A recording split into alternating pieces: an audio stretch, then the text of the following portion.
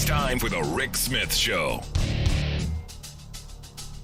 Now, here is the voice of the working class, Rick Smith.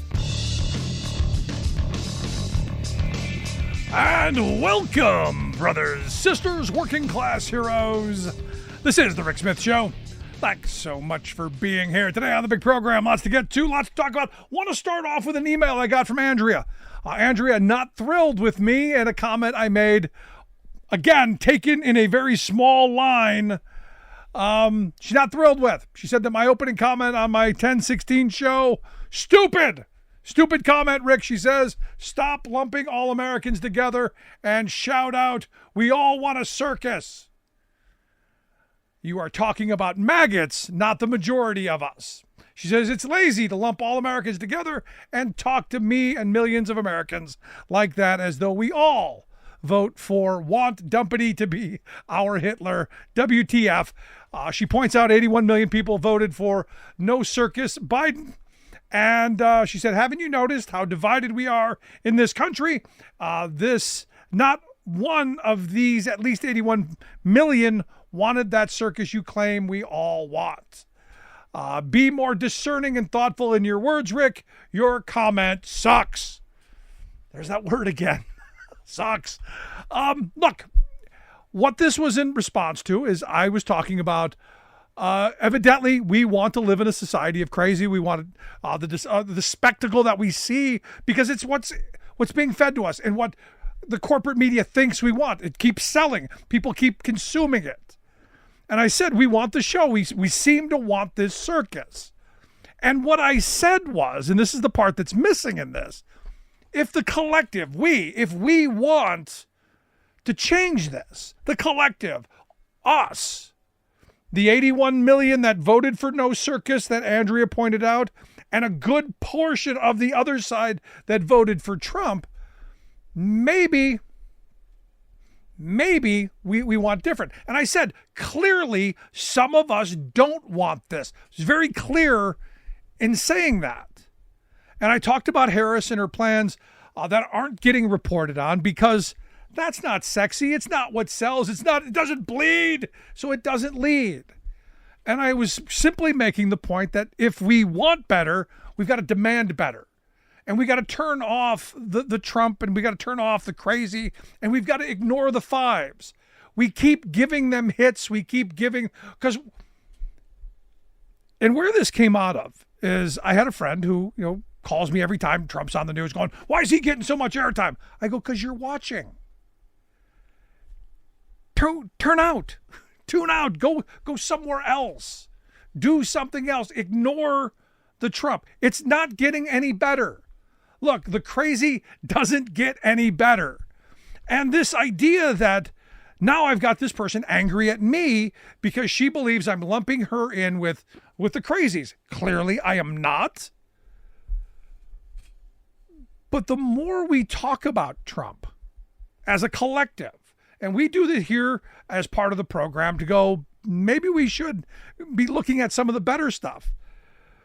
Maybe we should be motivating some of the threes and fours to being twos and threes.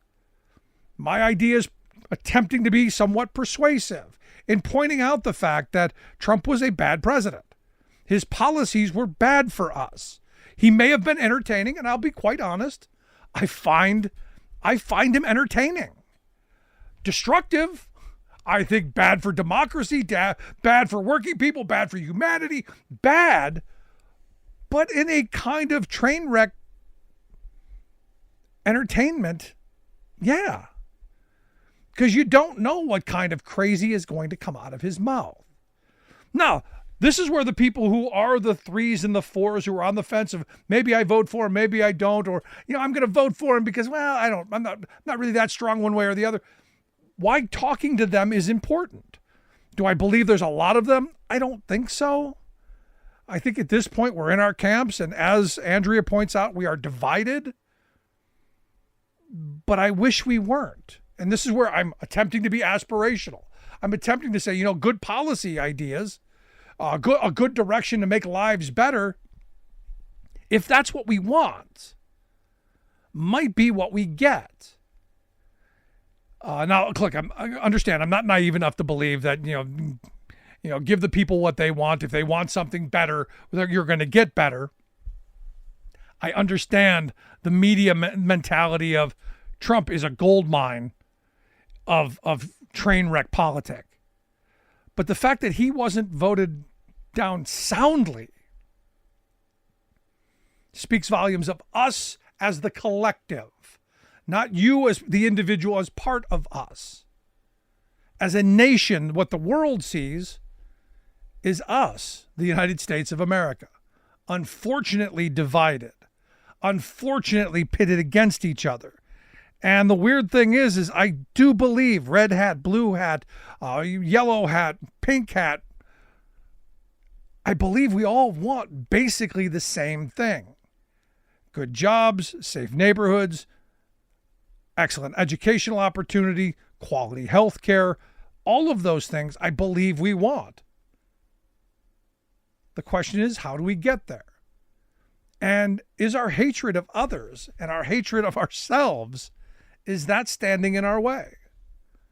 So that was where my intention had gone. And when I have someone telling me that you be more discerning and thoughtful in your words, my response to that is, if my words upset you to the point that you're going to lash out at me, how about, here's an idea, use that anger, use that energy to go get people out to vote, to ensure that we don't have a nightmare for 4 years, to ensure that the bad policies that we've been talking about because of Project 2025, because of the things that Trump did in office, maybe we take that energy and use it in a positive direction instead of dividing us, who I think, I would argue, probably not too far apart on the ideas, the thoughts, the hopes, and the dreams for this country. That'd be my thought, my hope. But I do want to hear yours. Am I off base? Should I apologize? Am I wrong? Could be. I want to hear your thoughts. Email me, rick@thericksmithshow.com. Going to take a quick break. When we come back, Kevin Moore is going to be here, Teamsters head from Michigan, to talk about what he's working on in their state. Back after this. We are AFGE, the American Federation of Government Employees. We represent 700,000 federal and D.C. government workers who are the vital threads of the fabric of American life. We support our nation's military. We take care of our nation's veterans. We protect our nation's borders. We respond to our nation's crises and natural disasters. We provide services to our nation's seniors. The American Federation of Government Employees. We work for America. We are AFGE, the American Federation of Government Employees. We represent 700,000 federal and D.C. government workers who are the vital threads of the fabric of American life. We support our nation's military. We take care of our nation's veterans. We protect our nation's borders. We respond to our nation's crises and natural disasters. We provide services to our nation's seniors. The American Federation of Government Employees. We work for America. Welcome back to The Rick Smith Show. Now, here is Rick Smith. So Teamsters President Sean O'Brien's getting a lot of attention since his appearance. Well, I guess since the January thumbs up, since the RNC speech, but really a lot since his appearance on a right-wing podcast, claiming that Democrats have effed him, screwed them over, cheated, however you want to take that. And you look at one state where you could clearly refute the claim that the Democrats have screwed you over, and it's Michigan. One of the blue wall states, Michigan, Pennsylvania, Wisconsin, states where Teamsters have an outweighted presence, a strong presence, a united presence, and one that could move the state one way or another. But Michigan's a state where Democrats have done the right thing. When they got control of the state house, the Senate, and the governor's mansion, they repealed right to work for less. They moved on prevailing wage. They moved on a bunch of labor priorities and doing what Democrats do when they've got power. And that's why I've asked Kevin Moore to come talk with us. Kevin is the president of Teamsters Local 299 in Detroit and president of the Michigan Teamsters Joint Council 43. Kevin, thanks for taking time for us. Hey, good evening. Glad to be here. So let's start with Michigan because, we saw what Republicans have done over the years. 2012, I was in Michigan when they passed the whole no rights at work agenda with lame duck votes. We saw what Republicans did then, and recently we've seen what Democrats have done. There's a record here that I think you could be sharing with your members. Oh, absolutely. I mean, there's no comparison. We lived at 12 years, actually 38 years Republican control in Michigan, 12 years of right to work, trying to destroy and diminish unions to break the back of middle-class people, because we all know that the unions uphold the non-union people to get a fair wage and a fair pay. Without us, they completely crush these people. And so we lived that nightmare. And the first time that we got the House, the Senate, and the Governor Gretchen Whitmer in office, within 90 days, the House of Labor stood together and repealed the right to work, that anti-union legislation that tried to kill us in the first 90 days. And then we went on to pass the largest infrastructure bill in the first 8 months, putting thousands of people to work, unionized work, fixing our roads and bridges that were destroyed for like 27 years. They never put money into roads and bridges. And bridges were collapsing. It was just decimated here.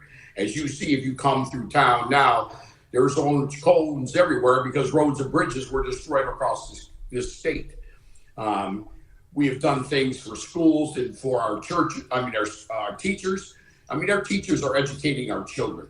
They are educating next president of the United States, not just lunatic Donald Trump. But they're educating our children. Also, that we help push and promote that no child should go hungry. No child should come to school because they don't have a meal, and it hurts their learning curve. So together, all of Union in Michigan, that's why I'm proud of all of labor together, as band together. We've seen 38 and 12 years of destruction for our Republican Party. And I don't know who's saying that Democrats ever screwed us. The Democrats are the only ones in Michigan. And I've lived here my entire life. My grandfather and father worked along with James R. Hoffa. That's all I've ever been as a 299 member. And I know what the Democrats do in Michigan. And that's why we built a blue wall around the state. And we're sure to hell not letting a guy like that. Yeah, like Donald Trump take that over. So let me ask you this, because, clearly as president of 299 and joint council 43 there, and as part of the blue wall, it's the education process of your members that's so important. What are you telling them right now? Well, we're seeing that in Michigan, with all the unions together and all the Teamsters local unions, we're with our members on a weekly and daily basis, on the phones with them, in the shops. They know us personally, as friends. So we're always having debates. Now, yes, let me just be straight clear here, because I'm not like Donald Trump telling you a story. There's 28% of the people in Michigan that support Republican Donald Trump, right? But as long as they got 28 and I got 72, I like my math. Right. And our people turn out to vote. The Teamsters of Michigan turn out about a 79% turnout and vote. So we will get to the polls. We will vote. My wife's the UAW 38-year worker. So she understands and I have two young grandchildren, a boy that's 6 weeks old, a granddaughter that's 2.5 years old. Congratulations. We got to leave a society that's lovable, caring, compassionate, not maligning everybody and putting everybody down that don't agree with your opinion. We can, you're a Teamster. We can have a philosophical indifference. That doesn't mean we got to hate each other. I'm 100% in agreement with you. But, on this issue, you see the International has failed to endorse, which is one of the things that I've said this before, and the audience knows it. It's one of the things I love about the Teamsters Union. It's a bottom-up union. There's no top-down kind of scenario here. So the locals and the joint councils have gone and made their endorsements. Your joint council came out on September 24th and endorsed the Harris-Walz ticket. And was that hard to do? Was it contentious? Because, I've heard some stories. What'd you get? No, not at all. I go all the way back to James R. Hoffa, since a little boy. The national endorsement comes from the chair of the general president. And Sean O'Brien is the general president. So we stayed pat until Sean O'Brien made his decision, because it's rightfully his decision to make. And when he went neutral in Michigan, we don't know neutral. We're not going back. We're not living 12 years in the past and getting decimated here in Michigan.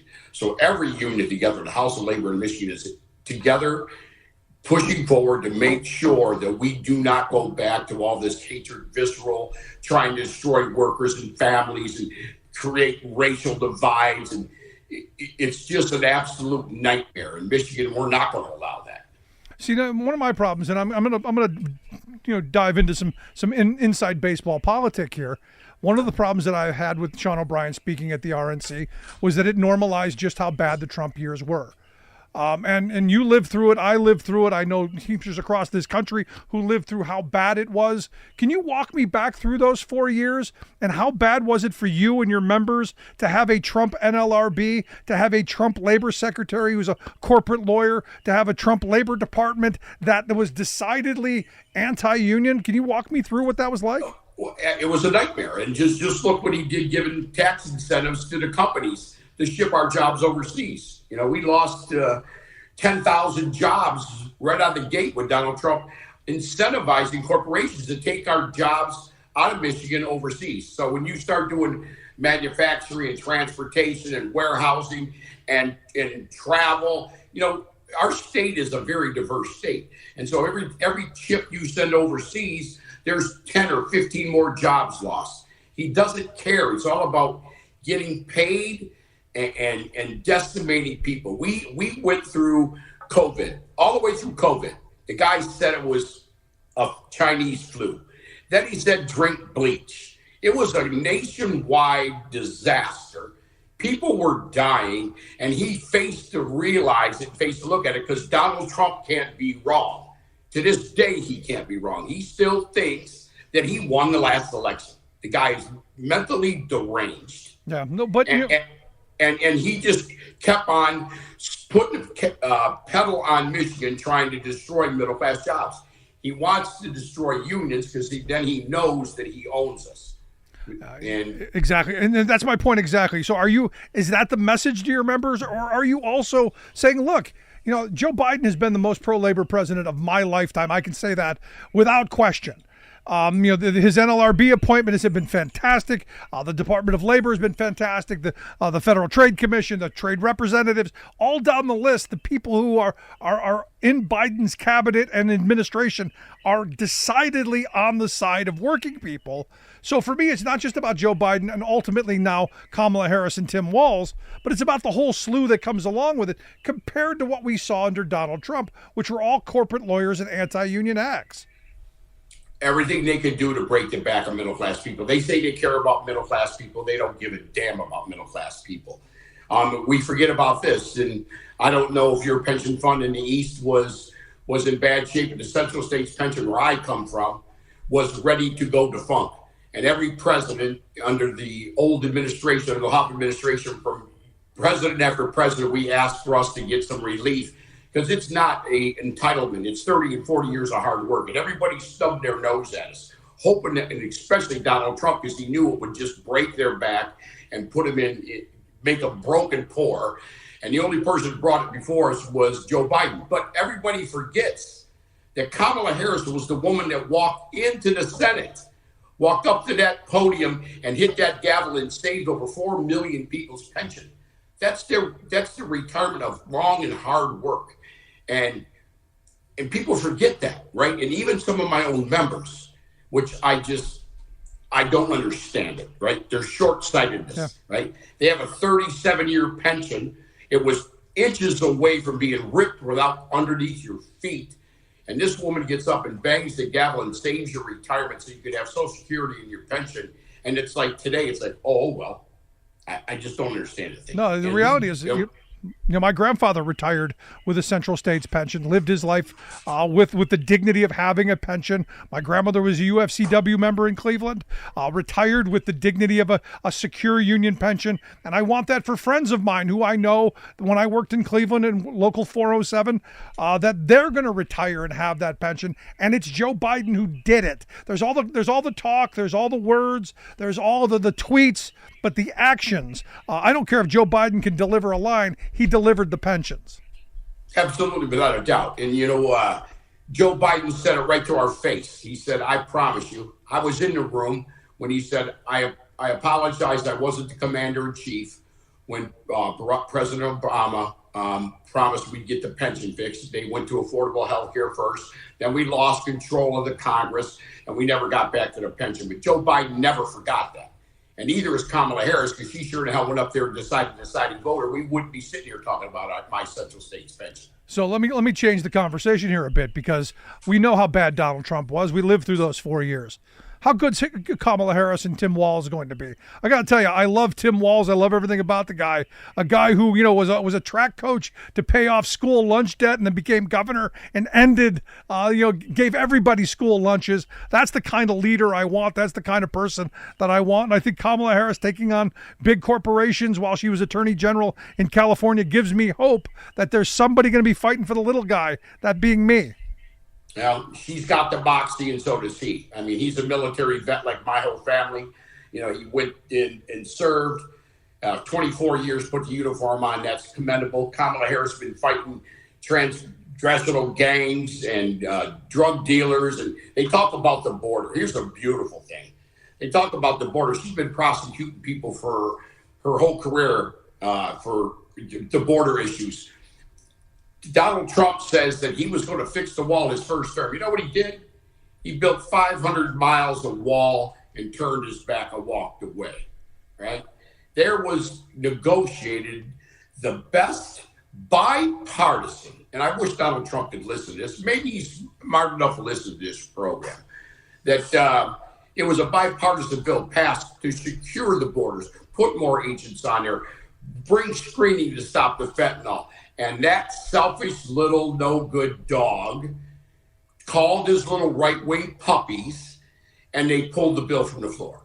So you want to talk about border? Kamala Harris will not only defend and pass a bill to pass the border, she's going to make sure that our children have clean water, clean air. I mean, the Gen Z kids do pay attention to this, right? They want water and air to drink. They want affordable housing. And so this is not just for men like you and I that fought our whole life.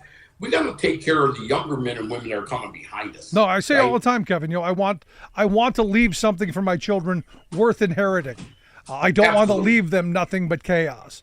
And right now is that moment where we have to stand up and fight for something better. Because here's the thing, I look at Trump and Michigan, I'm sure this is the same kind of dog whistle that we get here where I live in Pennsylvania, wherever they say Philadelphia, there's some code to that.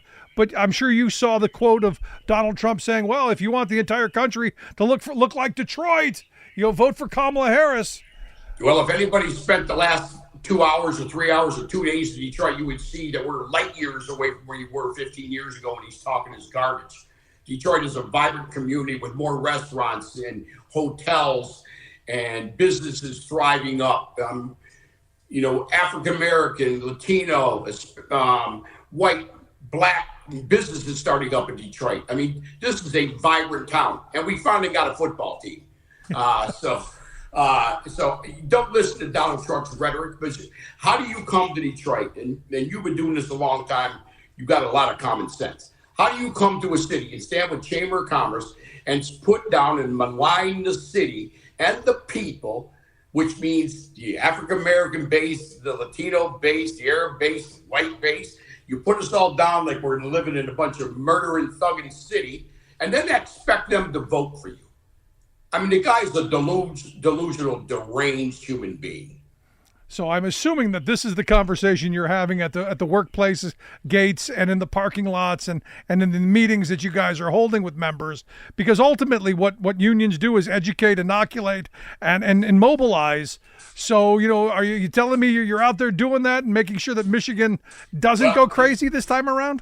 Yes, sir, I am. And all you got to do is take a little peek at my Facebook page and see my membership meeting together with a multicultural membership I have. And I took it right to them out of love and respect that they need to, do what they need to do for their family, this state, and yourself. So take a look at my Facebook page. You'll see just a snippet of it. So I don't bring it soft and kind. I bring it real and out of love and respect for our members who who work each and every day. They get up, they put their pants and shoes on, they go to work each and every day. They work through the entire COVID. I lost hundreds of people in COVID. They never missed a beat. So our members like it to be real. They don't like this warm and fuzzy stuff. They want to be actually debated, and we don't destroy each other. We have healthy debate. Debate is good with anybody. There you go. Because if you believe the one authoritative dictator, and the only way you're going to get him to like you is, tell him how pretty his hair looks or how nice his hotel with his Donald Trump sign says. I don't need a person like that running. He should never be behind an Oval Office desk again in his life. And pack up J.D. Vance and take him back to wherever he goes. I was going to ask you that. I want to finish up there because you're next to Ohio. You're right there next to Vance country. And I look at someone like Tim Walz, who I like a lot, and I compare him to someone like J.D. Vance, who I'm not overly thrilled with. This has got to be fertile ground for comparison for working people to go, hey, look, which way you going here? Which side are you on? Yeah, I mean, there's a moral, rational side and just a lunacy and a bunch of anger side. I mean, J.D. Vance, he's a highly educated guy. Don't get me wrong. He's a spin doctor machine, right? That's why Donald Trump loves him, because he can just spin it. He keeps telling everybody he's from Appalachia. He was born in Ohio. I don't know if he knows geography or not, but it's not in Kentucky. It's in Ohio. His grandmother lived in Appalachia, but he sells this big thing. I'm from Appalachia, with all the opioid addiction. Then why didn't you get off your ass to do something about opioid addiction? The guy is just a bold-faced liar, right? And then he gets up there and tells our women they're childish cat ladies. And then the two of them lunatics say that people in Springfield, Ohio are eating cats and dogs. And our society is actually buying into this. Yeah, but here's the thing, and this is where my problem is, and this is where we can end this. I listened to Donald Trump and Elon Musk wax poetic about firing striking workers, and Amen. I mean, what the hell is he doing? Should have been the red line. Should have been, that's it. Every union member in this country should have said, that's the end of it. No possible way we can support that because the right to strike is the bedrock of everything that we hold dear in fighting for better wages, hours, and conditions. Yes, sir, it is. But Kevin Moore, I appreciate you taking some time for us. Keep up the great work. Get out there, keep knocking on those doors and preaching the good word. Thanks for having me. Keep doing what you're doing. Appreciate it. Kevin Moore, president of Teamsters Local 299, also president of the Teamsters Joint Council 43 out there in Michigan. Want to hear your thoughts. Do you think that should be the red line? Should it have been that moment where labor collectively said, oh, hell no. You're not taking our right to strike. You're not going to praise someone for firing striking workers. I want to hear your thoughts. Rick at thericksmithshow.com. Right back. Stick around.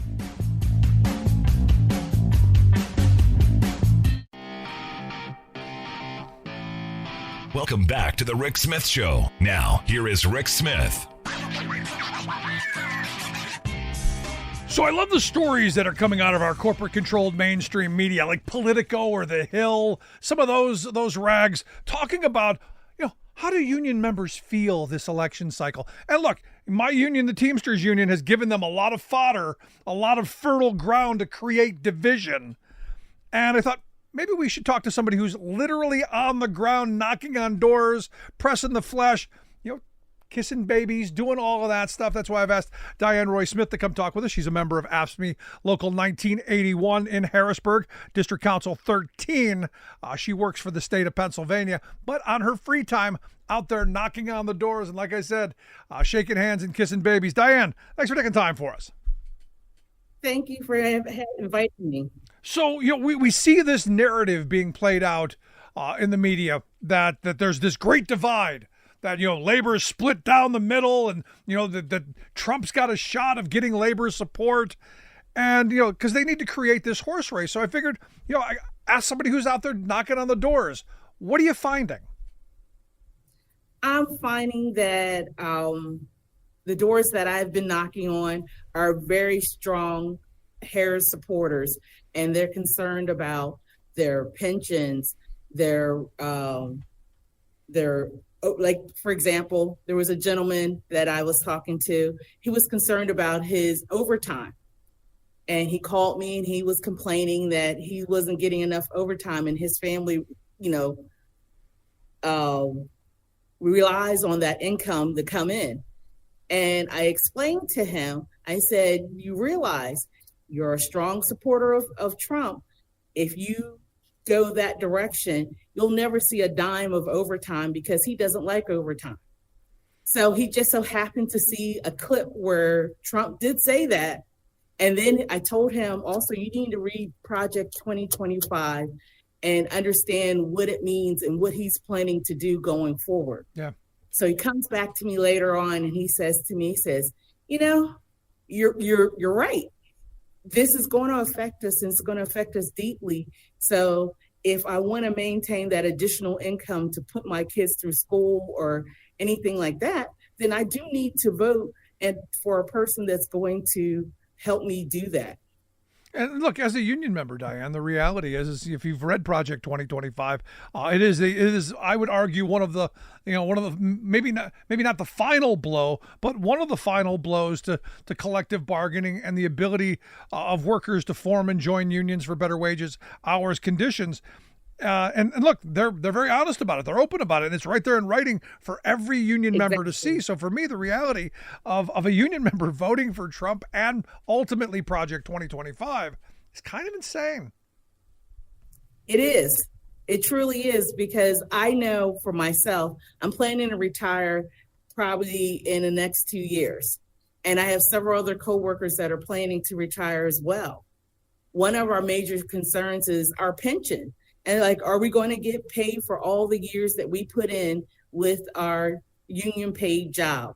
Are we going to be able to retire and go on our vacations and just do crazy stuff that retirees do? Or not eat cat food. Exactly.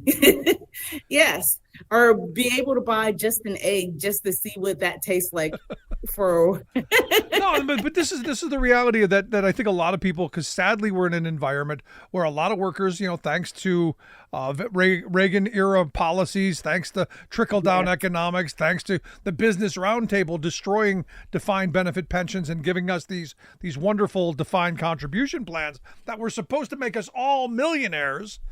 We've got a pension crisis. So people who, like you, deferred compensation for years of work to put into a pension fund to ensure your older years, you damn well want that. And you should be making the argument that, we contributed to it.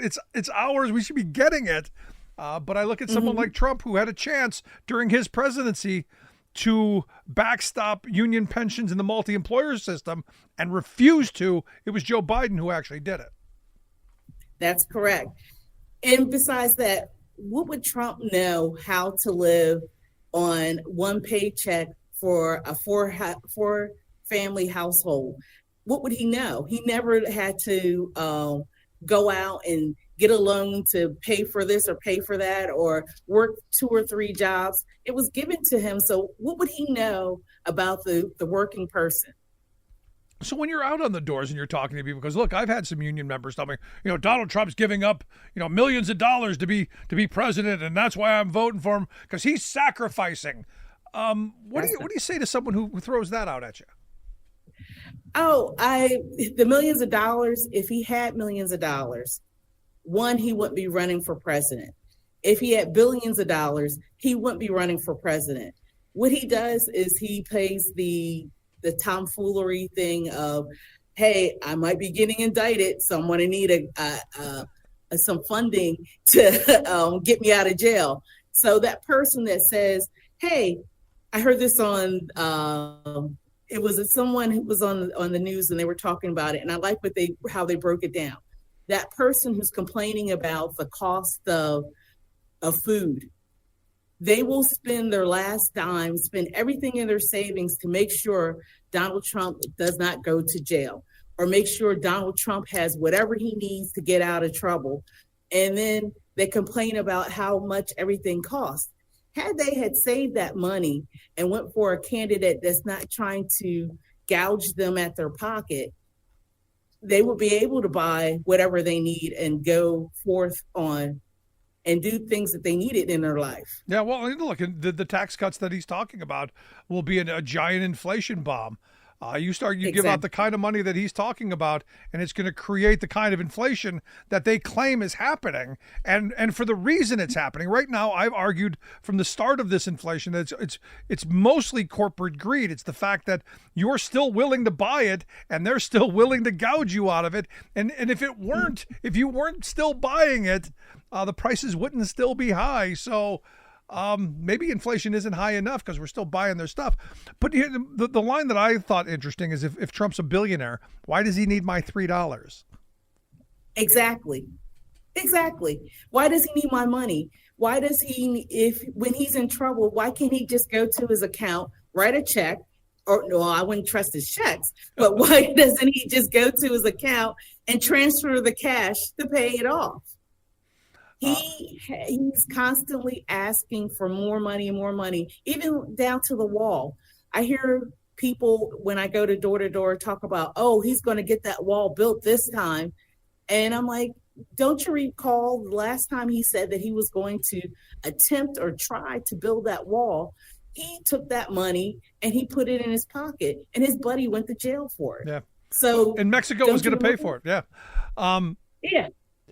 One of the things I'm also hearing, and this is concerning to me because it's the narrative that's out there, is that union members in particular aren't excited about this election season. That voters, the Democratic voters as a whole, they're not as excited as they should be or could be. Or what are you finding when you're talking to people? Do you get a sense of that people understand that this is really an important election for democracy's sake, for the future of the country's sake? What are you experiencing?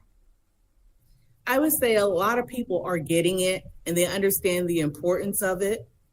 And then you have that small group that are not getting it and don't understand the importance of it and feel like if the color of her skin is going to be in the office, we don't want that.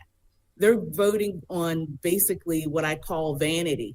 They're not voting on things that will help their future children, their grandchildren, and life in general. Just like you said earlier, like came from the Ronald Reagan era. Back then, I was a young teeny bopper, and here that effect from that presidency is rolled into this presidency now. So if we stay on that road and go back, we will never, ever get ahead. Yeah. No, the reality is there's a couple of things. I'm not just voting for Kamala Harris. I'm voting for all of the people that she's going to bring with her, much like I didn't just vote for Joe Biden. Joe Biden was not my first choice. But I voted for all of the people that Joe Biden brought with him. You think of Lena Khan at the Federal Trade Commission. You think of Julie Su at the Department of Labor. You think of Jonathan Cantor at the Justice Department. You think of Jennifer Abruzzo at the National Labor Relations Board. And this is the one that I tell union members the most. You guys aren't under the National Labor Relations Act, and I get that. But, Trump's NLRB general counsel was a guy who was instrumental in firing the Patco workers back during the Reagan years in '81. So somehow he's been, screwing workers over for decades, whereas Jennifer Abruzzo has done an amazing job of reviving organizing and bringing back some of the old school rules that helped people organize, like my grandparents' generation did. Much easier, much faster, and getting people the ability to fight for those better wages, hours, conditions. So for me, it's just not Kamala Harris against Donald Trump. It's about that whole platform underneath them. And we know Trump is all corporate, all big business, all very wealthy people, their interests. And Biden has showed us, Harris has shown us, it's all about we the people. Exactly. It's not about us. Because sometimes when I talk to those who are strong supporters of Trump, I'm like, did they miss civics class? Didn't they get it that it starts from the top and all the way down? You have to make sure when you're voting for your local, your state, and your federal. Just like you file your taxes, you need to file your ballot in the box for all three that are supporting you and your rights and what you are asking for or need to live.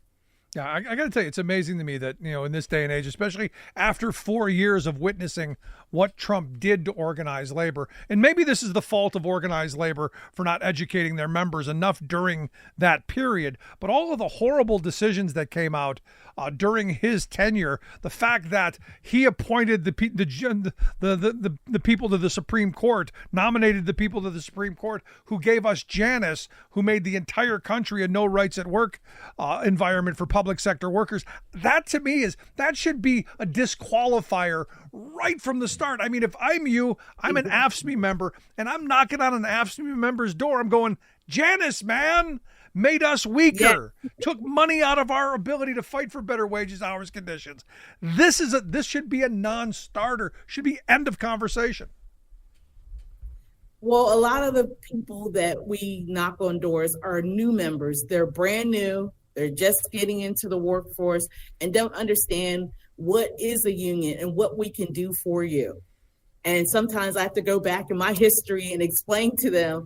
When I started out, I didn't understand either. But my mother explained to me that being in a union, it helps you be able to, if you need off. When my kid was sick, I was able to take off. These are things that it's like even our raises. We're guaranteed these raises over a 4-year period. And these are things that we negotiate for our members. Yep. And this is what dictates our contract for the state. Yeah, no, look, there's a whole bunch of reasons. The end of at-will employment being the biggest. You can only be fired for just cause. And this idea, you can never fire a union member, is nonsense. You just have to do it the right way. Do we want that? Do we want that kind of a system with our criminal justice system? People are just able to pick you up off the street and go, "You're going to jail." No hearings, no lawyers, no trial, just to jail. The answer is no. Nobody wants that. So for me, you can fire a union member. You just have to do it the right way. Exactly. And if it was left up to the people who are saying that they're anti-union and don't agree with the union, those are the ones that usually get into situations where they're unable to get out and they come to us and then they understand and realize maybe I was wrong. Maybe this is for me. And then that's how those are some of the people that we have to deal with on a regular basis. No, bottom line, simple bottom line. And for me, this is when I was doing organizing, this is what I used to say. The company that you work for, the CEO has a contract. Why don't you? Exactly. And I say something similar to that. You should have a contract. If you're an NFL player, they negotiate their contracts. Why can't we? And negotiating their contracts, they get everything they need.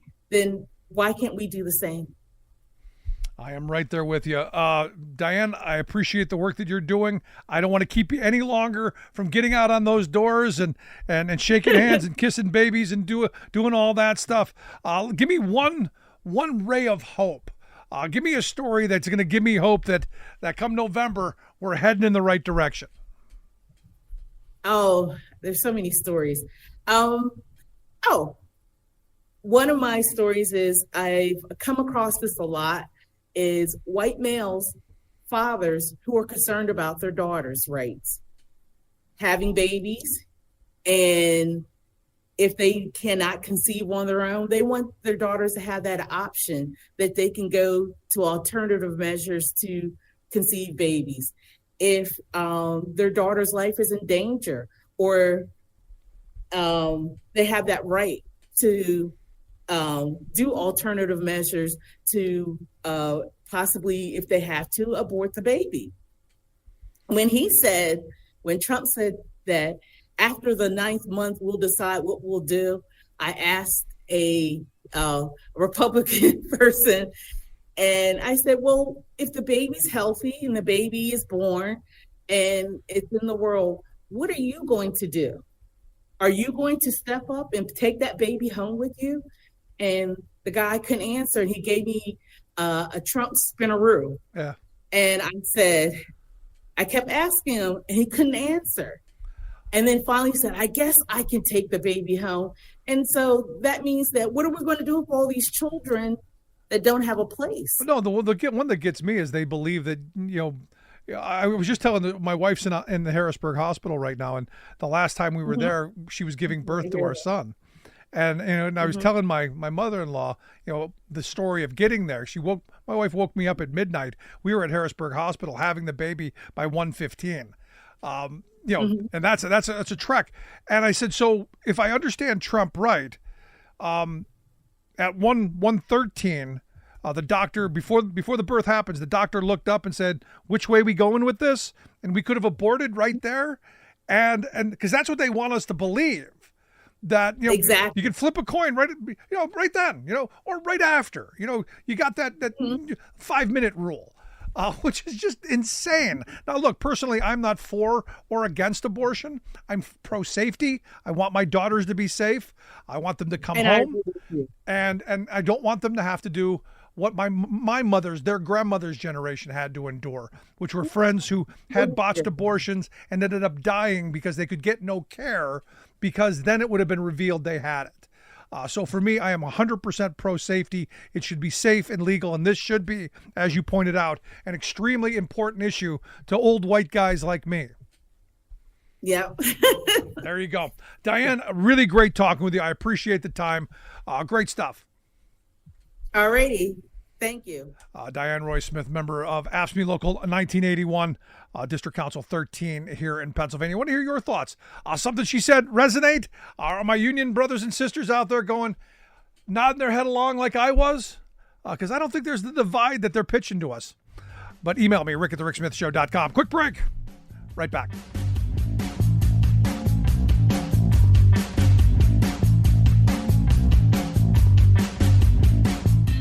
I'm Rick Smith, and this is Labor History in 2.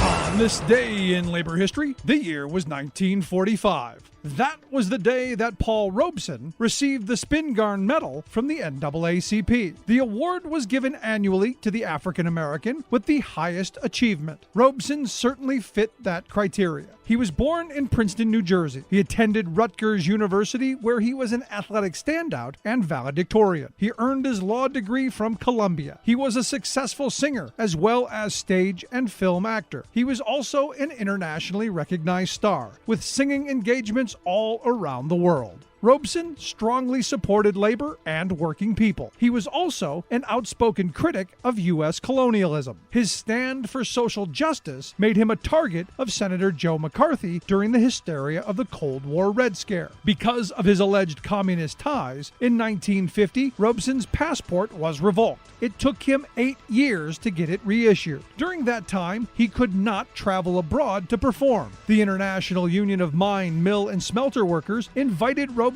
to sing at their Canadian convention in 1952. Since he could not travel, he sang over the telephone. The union then organized a concert on the Washington state-Canadian border. Standing on a flatbed truck parked on the U.S. side of the border, Robeson gave a 45-minute performance to a crowd of 40,000 people. He started the concert by saying, quote, "I stand here today under great stress because I dare, as do you, all of you, to fight for peace and for a decent life for all men, women, and children." Labor History in 2 brought to you by the Illinois Labor History Society and The Rick Smith Show. For more information, go to laborhistoryin2.com. What does he care if the world's got troubles?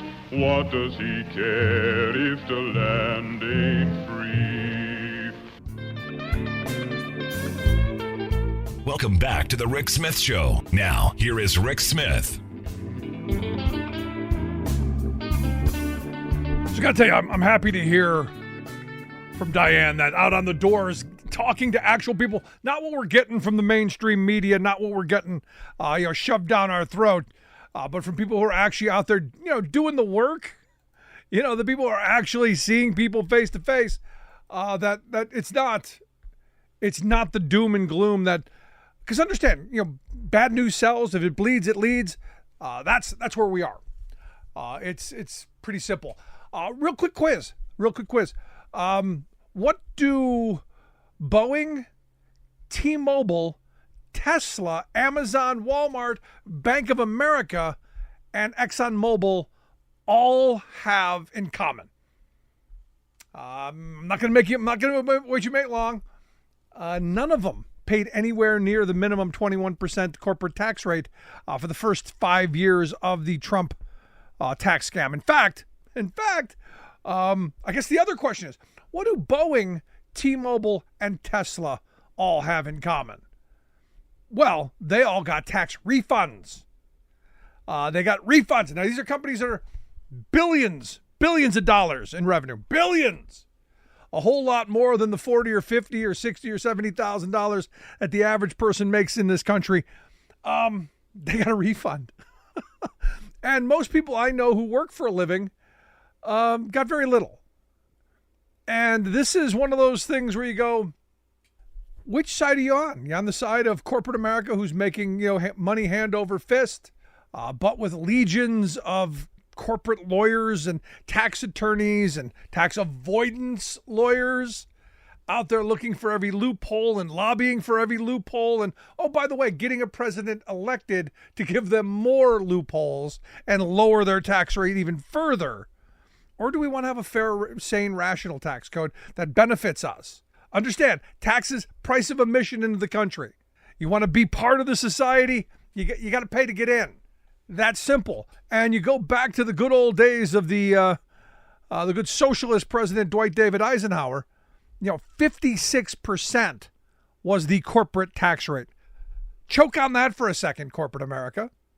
And understand, they've done a masterful job over these 70 years in getting us to believe that no, we can't tax corporate America. No, can't do that. Here's also something, question. Would you take an endorsement from a Klan member? Well, David Duke is back in the news again.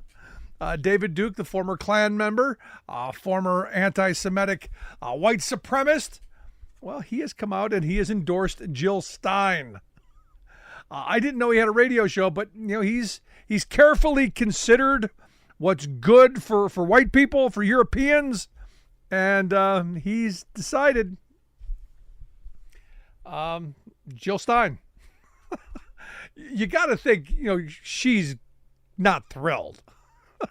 Seriously, you got to think, not happy. You got to think, no. He backed up his statement by saying Stein is one of the most important statements that I have ever made politically. That's who he's backing. You wish these people would just go away. At least I would. It's that simple. Want to finish up today with an email, and one of my favorite kind of emails. Rick, listening to Tuesday's program about Made in America. He says, quote, "We recently remodeled our kitchen, and we were able to source most made in the U.S. cabinets, craft made in Ohio, countertops, Corin, U.S., stove, Viking, U.S., oven, dishwasher, mini fridge, KitchenAid, U.S., floor, Pergo, U.S., wiring, U.S., drywall, U.S., the lighting, not U.S., he claims very hard to find. The refrigerator, not made in the U.S., so we did spend some time getting U.S. made items, 90% made in the U.S. And look, this is one of those things where you unfortunately have to really go and look for this stuff. And, the fact that Joe Biden as president, put someone in charge of Made in the U.S., and I know her really well, and, she used to be on this program all the time. Miss Celeste Drake is doing an amazing job in the Made in the USA office. The fact that there is someone who's doing that, going to make it a little bit easier for Rick and for future people who want to remodel or do things. I know who's not doing that. Because, I look at Trump's record, and his record's not good. Not good. From the ties that he sold, to the water that he sold, to the steaks that were questionable, on down the list, to recently the Bibles with the founding documents, the Declaration of Independence. the Constitution in the Bible, which, we can argue whether that's sane. But that, at $60 a pop, printed in China, and cost about $3. So you go, well, where's the rest of that money go? You know where it goes. It goes into Trump's pocket, of which he works really, really hard. And his lawyers work really, really hard not to pay taxes on. So there you go. I don't have time for more emails, but thanks to everyone who sent emails. We will get to some next time. Thank you to everyone who has sent my wife good wishes and thoughts and prayers and vibes and well-meanings and all of that. If you want to send something, Carol Smith, P.O. Box 1026, Carlisle, Pennsylvania, 17013. I do read all emails, all correspondence to her, and thank you. Appreciate it. Thanks for being here. We'll see you back here next time.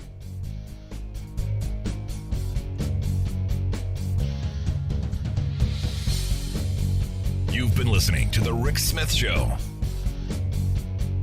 Email Rick at rick@thericksmithshow.com. Until next time, this has been The Rick Smith Show, where working people come to talk.